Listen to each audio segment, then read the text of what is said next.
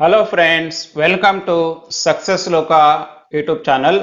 ನಾನು ನಿಮಗೆ ಈ ವಿಡಿಯೋದಲ್ಲಿ ನಿಮಗೆ ನ್ಯಾಷನಲ್ ಪೆನ್ಷನ್ ಸಿಸ್ಟಮ್ ಅಂದ್ರೇನು ಮತ್ತು ಪಬ್ಲಿಕ್ ಪ್ರಾವಿಡೆಂಟ್ ಫಂಡ್ ಅಂದ್ರೇನು ಅನ್ನೋದನ್ನ ಈ ವಿಡಿಯೋದಲ್ಲಿ ನಿಮಗೆ ಡೀಟೇಲಾಗಿ ತಿಳಿಸ್ಕೊಡೋಕೆ ಹೋಗ್ತಾ ಇದ್ದೀನಿ. ಪಬ್ಲಿಕ್ ಪ್ರಾವಿಡೆಂಟ್ ಫಂಡ್ ಇಲ್ಲಾಂದ್ರೆ ನ್ಯಾಷನಲ್ ಪೆನ್ಷನ್ ಸ್ಕೀಮ. ನೀವು ಒಂದು ರಿಟೈರ್ಮೆಂಟ್ ಆಗಬೇಕಂದ್ರೆ ನೀವು ಎಲ್ಲಿ ಹಣನ ಇನ್ವೆಸ್ಟ್ಮೆಂಟ್ ಮಾಡಿದ್ರೆ, ಪಬ್ಲಿಕ್ ಪ್ರಾವಿಡೆಂಟ್ ಫಂಡಲ್ಲಿ ಇನ್ವೆಸ್ಟ್ಮೆಂಟ್ ಮಾಡಿದ್ರೆ ಒಳ್ಳೇದಾ, ಇಲ್ಲಾಂದ್ರೆ ನ್ಯಾಷನಲ್ ಪೆನ್ಷನ್ ಸಿಸ್ಟಮ್ ಅಲ್ಲಿ ಇನ್ವೆಸ್ಟ್ ಮಾಡಿದ್ರೆ ಒಳ್ಳೇದಾ ಅನ್ನೋದನ್ನ ಈ ವಿಡಿಯೋದಲ್ಲಿ ನಿಮಗೆ ಡೀಟೇಲ್ ಆಗಿ ತಿಳಿಸ್ಕೊಡಕ್ ಹೋಗ್ತಾ ಇದ್ದೀನಿ. ಆ ಡೀಟೇಲ್ಸ್ ನಿಮಗೆ ಖಂಡಿತವಾಗಿ ತಿಳಿಸ್ಕೊಡೋದಕ್ಕೆ ಮೊದಲು ನೀವು ನಮ್ಮ SuccessLoka ಯೂಟ್ಯೂಬ್ ಚಾನಲ್ಗೆ ಇದುವರೆಗೂ ಸಬ್ಸ್ಕ್ರೈಬ್ ಮಾಡ್ಕೊಂಡಿಲ್ಲ ಅಂದ್ರೆ ಖಂಡಿತ ಸಬ್ಸ್ಕ್ರೈಬ್ ಮಾಡ್ಕೊಳ್ಳಿ, ಮತ್ತೆ ಬೆಲ್ ಐಕಾನ್ ಕ್ಲಿಕ್ ಮಾಡಿದ್ರೆ ನಮ್ಮ ಎಲ್ಲಾ ಮುಂದಿನ ವಿಡಿಯೋಗಳು ನಿಮ್ಗೆ ಖಂಡಿತವಾಗಿ ಸಿಗುತ್ತೆ. ಈಗ ತಿಳ್ಕೊಳ್ಳೋಣ, ನಮಗೆ PPF ಏನ್ ಬೇಕು, ನ್ಯಾಷನಲ್ ಪೆನ್ಷನ್ ಸಿಸ್ಟಮ್ ಏನಕ್ಕೆ ಬೇಕು ಅಂತ. ಬೇಸಿಕ್ ಪರ್ಪಸ್ ಏನಂದ್ರೆ, ಇವು ಎರಡು ಇನ್ವೆಸ್ಟ್ಮೆಂಟ್ಗಳು ಏನ್ ಬೇಕಂದ್ರೆ ನಮ್ಮ ರಿಟೈರ್ಮೆಂಟ್ ತುಂಬಾ ಚೆನ್ನಾಗಿರ್ಲಿ ಅಂತ. ನಾವು ಇಮ್ಯಾಜಿನ್ ಮಾಡ್ಕೊಳ್ಬಹುದು, ನಾವು ರಿಟೈರ್ಮೆಂಟ್ ಅಂದಿದ ತಕ್ಷಣ ದಿನ ಆಫೀಸ್ಗೆ ಹೋಗೋ ನೆಸೆಸರಿ ಇಲ್ಲ, ಆ ಟ್ರಾಫಿಕ್ ಅಲ್ಲಿ ಕಿರಿಕಿರಿ ಇರೋದಿಲ್ಲ, ಅಲ್ಲಿಗೆ ಹೋಗ್ಬೇಕಪ್ಪ ಇಲ್ಲಿಗೆ ಹೋಗ್ಬೇಕಪ್ಪ, ಬೆಳಗ್ಗೆ ಎಷ್ಟೊತ್ತಿಗೆ ಎದ್ದೇಳಿ ಹೋಗ್ಬೇಕಪ್ಪ ಅನ್ನೋ ಯಾವುದೇ ಕಿರಿಕಿರಿ ಇರೋದಿಲ್ಲ. ನಾವು ರಿಟೈರ್ಮೆಂಟ್ ಪ್ಲಾನ್ ಮಾಡ್ಬೇಕಂದಾಗ, ನಾವೇನಾದ್ರೂ ರಿಟೈರ್ಮೆಂಟ್ ಆದ್ರೆ ಇವೆಲ್ಲ ಕಿರಿಕಿರಿಗಳು ಖಂಡಿತವಾಗಿ ಇರೋದಿಲ್ಲ. ಅರ್ಥ ಆಯ್ತಲ್ವಾ? ಆದ್ರಿಂದ ನಾವು ಆದಷ್ಟು ಬೇಗ ನಮ್ಮ ಜೀವನದಲ್ಲಿ ಸಾಕಷ್ಟು ರೀತಿಯಲ್ಲಿ ಹಣನ ಜೋಡಿಸಿಟ್ಕೊಂಡ್ರೆ, ನಮ್ಮ ಜೀವನದಲ್ಲಿ ಆದಷ್ಟು ಬೇಗ ಹಣನ ಕೂಡಿ ಇಟ್ಕೊಂಡ್ರೆ ಆಗ ನಾವು ಆದಷ್ಟು ಬೇಗ ನಮ್ಮ ಜೀವನದಲ್ಲಿ ರಿಟೈರ್ ಆಗ್ಬೋದು. ನಮ್ಮ ಜೀವನದಲ್ಲಿ ನಾವು ಬೇಗ ರಿಟೈರ್ ಆದ್ರೆ ನಮ್ಗೆ ಸಾಕಷ್ಟು ರೀತಿಯಲ್ಲಿ ಆಫೀಸ್ನ ಫಾಲೋ ಅಪ್ ಮಾಡ್ಕೋಬಹುದು, ಇಲ್ಲಾಂದ್ರೆ ನಮ್ಮದೇ ಆದಂತ ಒಂದು ಬಿಸ್ನೆಸ್ ಸ್ಟಾರ್ಟ್ ಮಾಡ್ಕೊಳ್ಬೋದು, ಇಲ್ಲಾಂದ್ರೆ ನಮ್ಮದೇ ಆದಂತ ಯಾವ್ದಾದ್ರು ಒಂದು ಕ್ರಿಯೇಟ್ ಮಾಡ್ಕೊಳ್ಬೋದು. ನಾವು ಏನೇ ಮಾಡ್ಬೇಕಂದ್ರು, ನಾವು ಜೀವನದಲ್ಲಿ ಏನೇ ಮಾಡ್ಬೇಕಂದ್ರೂ ಕೆಲವು ರೀತಿಯಲ್ಲಿ ಹಣ ತುಂಬಾ ಇಂಪಾರ್ಟೆಂಟ್ ಆಗೇ ಆಗುತ್ತೆ. ಹಣ ಇಲ್ದಿರ ಯಾವ ಕೆಲಸನೂ ನಡೆಯೋದಿಲ್ಲ, ನಮ್ಮ ದೇಶದಲ್ಲೇ ಕೂಡ ನಮ್ಮ ಪ್ರಪಂಚದಲ್ಲೇ ಕೂಡ. ಹಣ ಇಲ್ಲ ಅಂದ್ರೆ ನೀನು ಕಸಕ್ಕಿಂತ ಕಡೆ ಅನ್ನೋ ಮಟ್ಟಕ್ಕೆ ಆಗ್ಬಿಟ್ಟಿದೆ ಈಗ ಎಲ್ಲ ಕಡೆನೂ. ಆದ್ರಿಂದ ಹಣ ತುಂಬಾ ಇಂಪಾರ್ಟೆಂಟು. ನಾವು ಹಣನ ಒಳ್ಳೆ ರೀತಿ ಇನ್ವೆಸ್ಟ್ಮೆಂಟ್ ಮಾಡಿದ್ರೆ ನಮ್ಮ ಲೈಫು, ನಮ್ಮ ಪೆನ್ಷನ್ ಲೈಫು ಸಾಕಷ್ಟು ರೀತಿಯಲ್ಲಿ ಚೆನ್ನಾಗಿರುತ್ತೆ. ಆದ್ರಿಂದ ಈ ವಿಡಿಯೋದಲ್ಲಿ ಈ ಎರಡು ಸ್ಕೀಮು, ಗವರ್ಮೆಂಟ್ ಅವರು ಎರಡು ಸ್ಕೀಮ್ ಬಿಟ್ಟಿದ್ದಾರೆ. ಒಂದು public provident fund. Public provident fund ಸುಮಾರು ವರ್ಷಗಳಿಂದ ಇದೆ. ಈ ಪಬ್ಲಿಕ್ ಪ್ರಾವಿಡೆಂಟ್ ಫಂಡ್ ಏನಕ್ಕೆ ಬಿಟ್ಟಿದ್ದಾರೆ ಅಂದ್ರೆ, ಮೊದಲು ಎಂಪ್ಲಾಯಿ ಪ್ರಾವಿಡೆಂಟ್ ಫಂಡ್ ಇತ್ತು. ಎಂಪ್ಲಾಯಿ ಪ್ರಾವಿಡೆಂಟ್ ಫಂಡ್ ಅಂದ ತಕ್ಷಣ ನೀವು ಎಲ್ಲಾದ್ರೂ ಕೆಲ್ಸಕ್ಕೆ ಸೇರ್ಕೊಂಡಾಗ ಆ ಕಂಪ್ನಿಯವರು ನಿಮ್ಗೆ ಒಂದು ಅಕೌಂಟ್ ಓಪನ್ ಮಾಡ್ಕೊಡ್ತಾರೆ, ಅದು ಎಂಪ್ಲಾಯಿ ಪ್ರಾವಿಡೆಂಟ್ ಫಂಡ್ ಅಂತ. ಕೆಲವು ಕಡೆ ಆರ್ಗನೈಸ್ಡ್ ಸೆಕ್ಟರ್ ಅಲ್ಲೇನೋ ಎಂಪ್ಲಾಯಿ ಪ್ರಾವಿಡೆಂಟ್ ಫಂಡ್ ಓಪನ್ ಮಾಡ್ಕೊಳ್ತಾರೆ, ಕೆಲವರು ಆರ್ಗನೈಸ್ಡ್ ಸೆಕ್ಟರ್ ಅಲ್ಲಿ ಕೆಲಸ ಮಾಡ್ತಾರೆ. ಈಗ ಬೀದಿ ವ್ಯಾಪಾರಿಗಳು ಕೆಲವರೆಲ್ಲನೂ ಆರ್ಗನೈಸ್ಡ್ ಸೆಕ್ಟರ್ ಅಲ್ಲಿ ಕೆಲಸ ಮಾಡಿದಾಗ ಅವ್ರಿಗೆ EPF ಬೆನಿಫಿಟ್ ಸಿಗೋದಿಲ್ಲ. ಆದ್ರಿಂದ ಗೌರ್ಮೆಂಟ್ ಅವರು ಪಬ್ಲಿಕ್ ಪ್ರಾವಿಡೆಂಟ್ ಫಂಡ್ ಅಂತ ಓಪನ್ ಮಾಡ್ಕೊಂಡ್ರು. ಪಬ್ಲಿಕ್ ಪ್ರಾವಿಡೆಂಟ್ ಫಂಡ್ ಅಂದ ತಕ್ಷಣ ಯಾರು ಬೇಕಾದ್ರೂ ಪ್ರತಿ ವರ್ಷ 500 ತರ ಇನ್ವೆಸ್ಟ್ಮೆಂಟ್ ಮಾಡ್ಕೊಂಡು ಹೋಗ್ಬೋದು. ಈ ಪಬ್ಲಿಕ್ ಪ್ರಾವಿಡೆಂಟ್ ಫಂಡ್ 15 ವರ್ಷ ನಾವು ಇನ್ವೆಸ್ಟ್ಮೆಂಟ್ ಮಾಡ್ಕೊಳ್ಬೇಕಾಗತ್ತೆ. 15 ವರ್ಷ ನೀವು ಇನ್ವೆಸ್ಟ್ಮೆಂಟ್ ಮಾಡಬೇಕಾಗುತ್ತೆ ಪಬ್ಲಿಕ್ ಪ್ರಾವಿಡೆಂಟ್ ಫಂಡ್ ಅಲ್ಲಿ. ಮತ್ತೆ ನೀವು 15 ವರ್ಷ ಆಗೋ ಹೊಟ್ಮೇಲೆನೂ ನೀವು ಈಸಿಯಾಗಿ ಎಕ್ಸ್ಟೆನ್ಷನ್ ಮಾಡ್ಕೊಂಡು ಹೋಗ್ಬೋದು. ಮತ್ತೆ ನಿಮ್ಗೆ ಒಳ್ಳೆ ರೀತಿ ಇಂಟ್ರೆಸ್ಟ್ ಕೊಡ್ತಾರೆ. ನಿಮ್ಗೆ ಪಬ್ಲಿಕ್ ಪ್ರಾವಿಡೆಂಟ್ ಫಂಡ್ ಅಲ್ಲಿ ನಿಮ್ಗೆ ಸುಮಾರು 7% ವರೆಗೂ ನಿಮ್ಗೆ ಇಂಟ್ರೆಸ್ಟ್ ಕೊಡ್ತಾರೆ. ನೀವು ಪಬ್ಲಿಕ್ ಪ್ರಾವಿಡೆಂಟ್ ಫಂಡ್ ನ ನೀವು ಪೋಸ್ಟ್ ಆಫೀಸ್ ಅಲ್ಲಾದ್ರೂ ಓಪನ್ ಮಾಡ್ಕೊಳ್ಬಹುದು, ಇಲ್ಲಾಂದ್ರೆ ಯಾವುದೇ ನ್ಯಾಷನಲೈಸ್ಡ್ ಬ್ಯಾಂಕ್ ಅಲ್ಲೂ ಈಸಿಯಾಗಿ ಓಪನ್ ಮಾಡ್ಕೊಳ್ಬಹುದು. ಇದು ಪಬ್ಲಿಕ್ ಪ್ರಾವಿಡೆಂಟ್ ಫಂಡ್ ಅಂತ. ಅದೇ ರೀತಿ ರೀಸೆಂಟ್ ಆಗಿ ನ್ಯಾಷನಲ್ ಪೆನ್ಷನ್ ಸಿಸ್ಟಮ್ ಅಂತಾನೂ ಬಿಟ್ಟಿದ್ದಾರೆ. ನ್ಯಾಷನಲ್ ಪೆನ್ಷನ್ ಸಿಸ್ಟಮ್ ಅಂದಿದ ತಕ್ಷಣ ಇದು ಮೈನ್ ಮೋಟೋ, ನ್ಯಾಷನಲ್ ಪೆನ್ಷನ್ ಸಿಸ್ಟಮ್ದು ಮೈನ್ ಮೋಟೋ ಏನಂದ್ರೆ, ಎಲ್ಲರ ರಿಟೈರ್ಮೆಂಟ್ ಲೈಫು ತುಂಬಾ ಚೆನ್ನಾಗಿರಲಿ, ಅವರ ಜೀವನ ತುಂಬಾ ಚೆನ್ನಾಗಿರಲಿ. ಯಾಕಂದ್ರೆ ಜೀವನದಲ್ಲಿ ಸಾಕಷ್ಟು ರೀತಿ ಕಷ್ಟ ಬಿದ್ದಿರ್ತಾರೆ. ಅವರು ಸಣ್ಣ ಮೊತ್ತ ಹಣನ ಜೋಡಿಸ್ಕೊಂಡು ಹೋಗ್ತಾ ಇದ್ರು. ಅವ್ರ ಲೈಫು ಪೆನ್ಷನ್ 60 ವರ್ಷ ಆಗೋಟ್ಮೇಲೆ ಸಾಕಷ್ಟು ಚೆನ್ನಾಗಿರ್ಲಿ ಅಂತ ಗೌರ್ಮೆಂಟ್ ಅವರು ಈ ಸ್ಕೀಮ್ ನ ತಂದಿದ್ದಾರೆ. ಇಲ್ಲಿ ಒಂದು ಅಡ್ವಾಂಟೇಜ್ ಏನಂದ್ರೆ, ನೀವು ಇಲ್ಲೇನು ಹಣ ಇಡ್ತಿರೋ ಆ ಹಣನ ಅವರು ಮಾರ್ಕೆಟ್ ಮೇಲೆ ಇನ್ವೆಸ್ಟ್ಮೆಂಟ್ ಮಾಡ್ತಾರೆ. ಮಾರ್ಕೆಟ್ ಮೇಲೆ ಇನ್ವೆಸ್ಟ್ಮೆಂಟ್ ಮಾಡ್ತಾರೆ ಅಂದ್ರೆ ಮ್ಯೂಚುವಲ್ ಫಂಡ್ಸ್, ಸ್ಟಾಕ್ ಮಾರ್ಕೆಟ್ ಮೇಲೆ ಇನ್ವೆಸ್ಟ್ಮೆಂಟ್ ಮಾಡ್ತಾರೆ. ನೀವು ಸಾಕಷ್ಟು ವರ್ಷ ಇಲ್ಲಿ ಇನ್ವೆಸ್ಟ್ಮೆಂಟ್ ಮಾಡಿದ್ರೆ ನಿಮ್ಮ ಹಣ ಸಾಕಷ್ಟು ರೀತಿಯಲ್ಲಿ ದೊಡ್ಡ ಮೊತ್ತದ ಹಣ ನಿಮಗೆ ಶೇಖರಣೆ ಆಗುತ್ತೆ.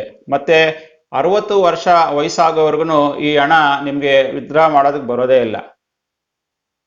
ಇದು ತುಂಬಾ ಬೆನಿಫಿಟ್. ಯಾಕಂದ್ರೆ ನಾವು ಏನ್ ಮಾಡ್ತೀವಿ ಅಂದ್ರೆ ಸ್ವಲ್ಪ ಕಷ್ಟ ಅಂದಿದ ತಕ್ಷಣ ಯಾವುದೋ ಬ್ಯಾಂಕಲ್ಲಿ ಅಕೌಂಟ್ ಅಲ್ಲೇ ದುಡ್ಡಿದ್ರೆ ಇಲ್ಲ ಪೋಸ್ಟ್ ಆಫೀಸಲ್ಲಿ ಹಣ ಇದ್ರೆ ಹೋಗಿ ಡ್ರಾ ಮಾಡ್ಕೊಂಡ್ಬಿಟ್ಟು ಖರ್ಚು ಮಾಡ್ಕೊಂಡ್ಬಿಡ್ತೀವಿ. ನಾವು ಎಷ್ಟೇ ಹಣ ಇಟ್ಟಿದ್ರು ಸ್ವಲ್ಪ ಕಷ್ಟ ಅಂದಿದ ತಕ್ಷಣ ಆ ಅಕೌಂಟ್ ಅಲ್ಲಿ ದುಡ್ಡಿದೆಯಲ್ಲಪ್ಪ ಹೋಗಿ ಎತ್ಕೊಂಡ್ಬಿಡೋಣ ಖರ್ಚು ಮಾಡ್ಬಿಡೋಣ ಅಂತ ಈಗೆಲ್ಲ ಖರ್ಚು ಮಾಡ್ಬಿಡ್ತೀರಾ. ರಿಟೈರ್ಮೆಂಟ್ಗೆ ಏನ್ ಮಾಡ್ತೀರಾ? ರಿಟೈರ್ಮೆಂಟ್ ಅಲ್ಲಿ ಹೋಗ್ಬಿಟ್ಟು ಭಿಕ್ಷೆ ಬಿಡಕ್ ಹೋಗ್ಬೇಕು. ಮಗ ಕೊಡಪ್ಪ, ಮಗಳ ಕೊಡಮ್ಮ ಅಂತ ಆ ಟೈಮಲ್ಲಿ ಭಿಕ್ಷೆ ಬೇಡಬೇಕಾಗುತ್ತೆ. ಆದ್ರಿಂದ ಗೌರ್ಮೆಂಟರು ಆ ಪರಿಸ್ಥಿತಿ ಪ್ರತಿಯೊಬ್ಬರಿಗೂ ಬರಬಾರ್ದು ಅಂದ್ಬಿಟ್ಟು ನ್ಯಾಷನಲ್ ಪೆನ್ಷನ್ ಸಿಸ್ಟಮ್ನ ಓಪನ್ ಮಾಡಿರೋದು. ನ್ಯಾಷನಲ್ ಪೆನ್ಷನ್ ಸಿಸ್ಟಮ್ ಅಲ್ಲಿ 60 ವರ್ಷ ವಯಸ್ಸಾಗೋವರೆಗೂ ಆದಷ್ಟು ಅವರು ವಿತ್ಡ್ರಾ ಮಾಡೋದಕ್ಕೆ ಬಿಡೋದಿಲ್ಲ. ಕೆಲವು ಕಂಡೀಷನ್ಗಳು ಬಿಟ್ಟು ಅವರು ವಿತ್ಡ್ರಾ ಮಾಡೋದಕ್ಕೆ ಬಿಡೋದಿಲ್ಲ. ಆಗ ನಿಮಗೆ 60 ವಯಸ್ಸು ಆಗೋಟ್ಮೇಲೆ ಅವರು ನಿಮಗೆ ಇಷ್ಟು ಪರ್ಸೆಂಟೇಜು ಆನಿಟಿ ಬೈ ಮಾಡಬೇಕು ಅಂತಾರೆ. ಇಷ್ಟು ಪರ್ಸೆಂಟೇಜು ನಿಮಗೆ ಪೆನ್ಷನ್ಗೆ ನೀವು ಪೆನ್ಷನ್ ಬೈ ಮಾಡಬೇಕು ಅಂತಾರೆ. ಉಳಿದಿರೋದನ್ನ ಅಮೌಂಟ್ನ ನಿಮಗೆ ಕೊಡ್ತಾರೆ. ಅರ್ಥ ಮಾಡ್ಕೊಳ್ಬೇಕು.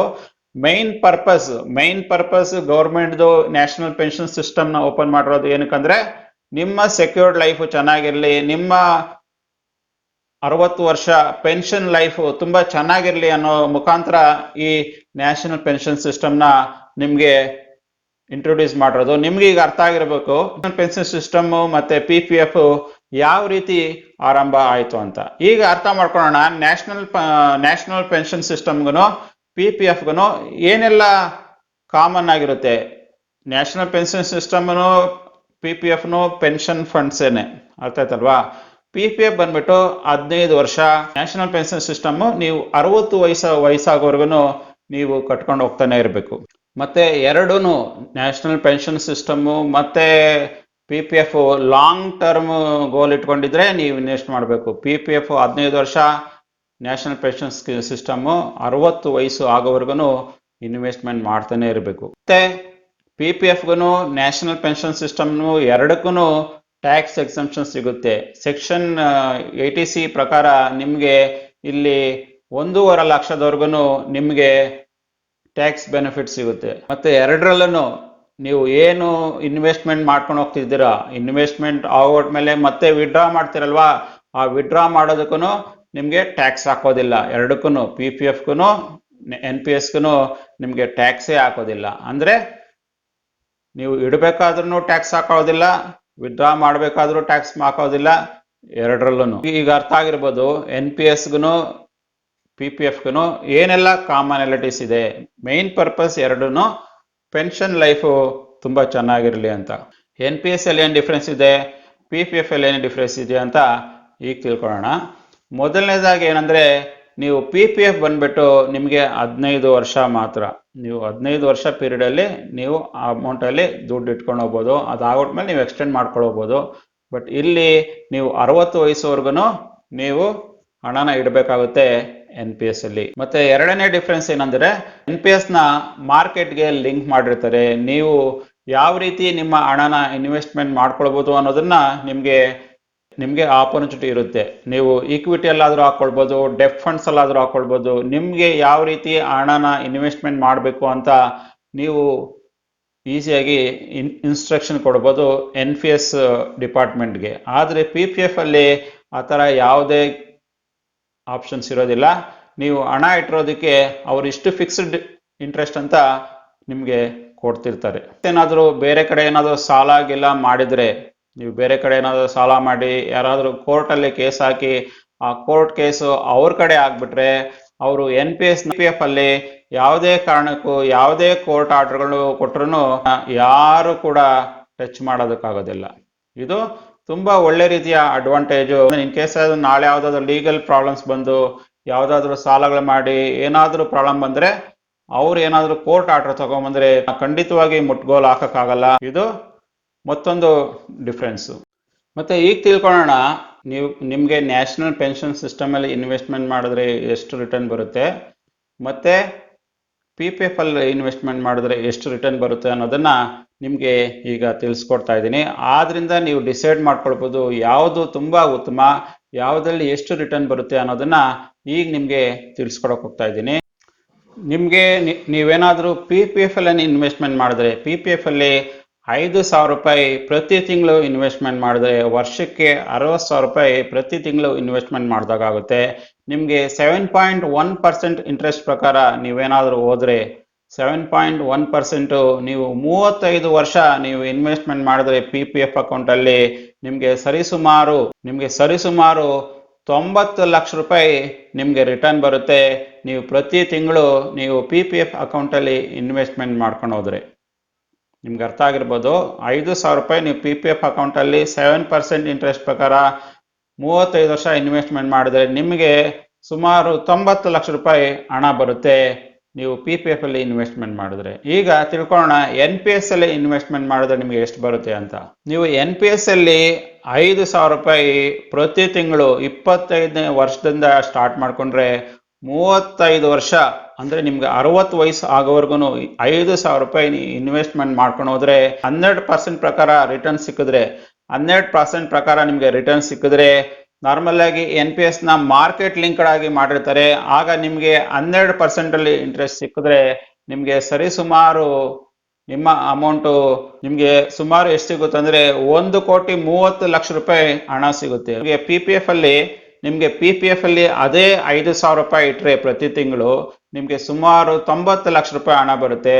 ಅದೇ ರೀತಿಯಲ್ಲಿ ನೀವು NPS ಅಲ್ಲಿ ಇಟ್ಟಾಗ ನಿಮ್ಗೆ ಸರಿಸುಮಾರು 1,30 ಲಕ್ಷದವರೆಗೂ ನಿಮ್ಗೆ ರಿಟರ್ನ್ ಸಿಗುತ್ತೆ. ನಿಮ್ಗೆ ಹತ್ರ 2ರಿಂದನೂ 40 ಲಕ್ಷ ರೂಪಾಯಿ ನಿಮ್ಗೆ ಡಿಫ್ರೆನ್ಸ್ ಸಿಗುತ್ತೆ ನೀವು ಪ್ರತಿ ತಿಂಗಳು 5,000 ರೂಪಾಯಿ ಇನ್ವೆಸ್ಟ್ಮೆಂಟ್ ಮಾಡೋದ್ರಿಂದ. ಆದ್ರಿಂದ ನಿಮ್ಗೆ ರಿಸ್ಕ್ ಕಡಿಮೆ ತಗೊಂಡಂಗಿದ್ರೆ ನೀವು PPF ಅಲ್ಲಿ ಇನ್ವೆಸ್ಟ್ಮೆಂಟ್ ಮಾಡೋದು ಒಳ್ಳೇದು. ಇಲ್ಲಪ್ಪ ನಾನು ರಿಸ್ಕ್ ತಗೊಳ್ತೀನಿ, ನನ್ನ ಹಣನ ಗ್ರೋ ಮಾಡಬೇಕು, ನನ್ನ ಪೆನ್ಷನ್ ಲೈಫ್ ತುಂಬಾ ಚೆನ್ನಾಗಿರ್ಬೇಕು, ಸಾಕಷ್ಟು ರೀತಿಯಲ್ಲಿ ನನಗೆ ಪೆನ್ಷನ್ ಬರಬೇಕು ಅಂದ್ರೆ ನೀವು NPS ಅಲ್ಲಿ ಇನ್ವೆಸ್ಟ್ಮೆಂಟ್ ಮಾಡ್ಬೋದು. ಯಾಕಂದ್ರೆ NPS ಅಲ್ಲಿ ನೀವು ಲಾಂಗ್ ಟರ್ಮ್ ಅಲ್ಲಿ ಇನ್ವೆಸ್ಟ್ ಮಾಡೋದ್ರಿಂದ 35 ವರ್ಷಗಳು ಇನ್ವೆಸ್ಟ್ ಮಾಡೋದ್ರಿಂದ ನಿಮ್ಗೆ ಸಾಕಷ್ಟು ರೀತಿಯಲ್ಲಿ ನಿಮ್ಮ ಹಣ ತುಂಬಾ ಗ್ರೋ ಆಗುತ್ತೆ. ನಿಮ್ಗೆ ಅದರಿಂದ ನಿಮ್ಗೆ ಪೆನ್ಷನ್ ಟೈಮಲ್ಲೂ ಒಳ್ಳೆ ರೀತಿಯಲ್ಲಿ ಪೆನ್ಷನ್ ಸಿಗುತ್ತೆ. PPF ಅಲ್ಲಿ ಏನಾಗ್ಬಿಡುತ್ತೆ ಅಂದ್ರೆ ನಿಮ್ಗೆ ಏನ್ ಇಂಟ್ರೆಸ್ಟ್ ಸಿಗುತ್ತೋ 7% ಅಲ್ಲಿ ಏನ್ ಇಂಟ್ರೆಸ್ಟ್ ಸಿಗುತ್ತೋ ಆ ಇಂಟ್ರೆಸ್ಟ್ ನಿಮ್ಗೆ ಇನ್ಫ್ಲೇಷನ್ ನಲ್ಲಿ ಖಂಡಿತವಾಗಿ ಬೀಟ್ ಮಾಡೋದಿಲ್ಲ. ನಿಮ್ಗೆ ಇನ್ಫ್ಲೇಷನ್ ಬೀಟೇ ಆಗೋದಿಲ್ಲ. ಯಾಕಂದ್ರೆ ನಿಮ್ಗೆ ಪೋಸ್ಟ್ ಆಫೀಸ್ ಅಲ್ಲಿ ಇಂಟ್ರೆಸ್ಟ್ ತುಂಬಾ ನಾಮಿನಲ್ ಆಗಿ ಕೊಡ್ತಿರ್ತಾರೆ. ಆದ್ರೆ ನಿಮ್ಗೆ ಇಲ್ಲಿ ಮಾರ್ಕೆಟ್ ಲಿಂಕ್ಡ್ ಅಲ್ಲಿ NPS ಅಲ್ಲಿ ತಗೊಂಡಾಗ ಅದು ಸಾಕಷ್ಟು ರೀತಿಯಲ್ಲಿ ಇನ್ಫ್ಲೇಷನ್ ಬೀಟ್ ಮಾಡುತ್ತೆ. ನಿಮ್ಗೆ ಹಣನ ಇನ್ಫ್ಲೇಷನ್ ಬೀಟ್ ಮಾಡಿದಾಗ ನಿಮ್ಗೆ ಪೆನ್ಷನ್ ಒಳ್ಳೆ ರೀತಿಯಲ್ಲಿ ಸಾಕಷ್ಟು ದೊಡ್ಡ ಮೊತ್ತದ ಪೆನ್ಷನ್ ಸಿಗುತ್ತೆ. ಯಾಕಂದ್ರೆ ನಿಮ್ಗೆ ಏನ್ ಪೆನ್ಷನ್ ಬರುತ್ತೋ ಆ ಪೆನ್ಷನ್ ನಿಮ್ಗೆ ಇನ್ಫ್ಲೇಷನ್ ನ ಬೀಟ್ ಮಾಡುತ್ತೆ. ಆದ್ರೆ PPF ಅಲ್ಲಿ ಆ ಬೆನಿಫಿಟ್ ಸಿಗೋದಿಲ್ಲ. ಈಗ ನಿಮ್ಗೆ ಅರ್ಥ ಆಗಿರ್ಬೋದು ಅಂತ NPS ಬೆಸ್ಟಾ ಇಲ್ಲಾಂದ್ರೆ PPF ಬೆಸ್ಟಾ ಅಂತ ಈಗ ನಿಮ್ಗೆ ಡೀಟೇಲ್ ಆಗಿ ಅರ್ಥ ಆಗಿರ್ಬೋದು. ನಾನು ಈ ವಿಡಿಯೋದಲ್ಲಿ ಹೇಳಿರುವ ಎಲ್ಲ ಇಂಪಾರ್ಟೆಂಟ್ ಇನ್ಫಾರ್ಮೇಶನ್ ನಿಮ್ಗೆ ಖಂಡಿತವಾಗಿ ಇಷ್ಟ ಆಗಿದೆ ಅನ್ಕೊಂಡಿದ್ದೀನಿ. ನಿಮ್ಗೆ ಇಷ್ಟ ಆಗಿದ್ರೆ ಖಂಡಿತವಾಗಿ ಲೈಕ್ ಮಾಡಿ. ಮತ್ತೆ ನೀವು ನಮ್ಮ SuccessLoka ಯೂಟ್ಯೂಬ್ ಚಾನಲ್ ಇದುವರೆಗೂ ಸಬ್ಸ್ಕ್ರೈಬ್ ಮಾಡ್ಕೊಂಡಿಲ್ಲ ಅಂದ್ರೆ ಖಂಡಿತ ಸಬ್ಸ್ಕ್ರೈಬ್ ಮಾಡ್ಕೊಳ್ಳಿ. ಮತ್ತೆ ಬೆಲ್ ಐಕನ್ ಕ್ಲಿಕ್ ಮಾಡಿದ್ರೆ ನಮ್ಮ ಎಲ್ಲಾ ಮುಂದಿನ ವಿಡಿಯೋಗಳು ನಿಮ್ಗೆ ಖಂಡಿತವಾಗಿ ಸಿಗುತ್ತೆ. ನಾವು ಸಿಗೋಣ ಮತ್ತೊಂದು ವಿಡಿಯೋದಲ್ಲಿ. ಅಲ್ಲಿವರೆಗೆ ಬಾಯ್.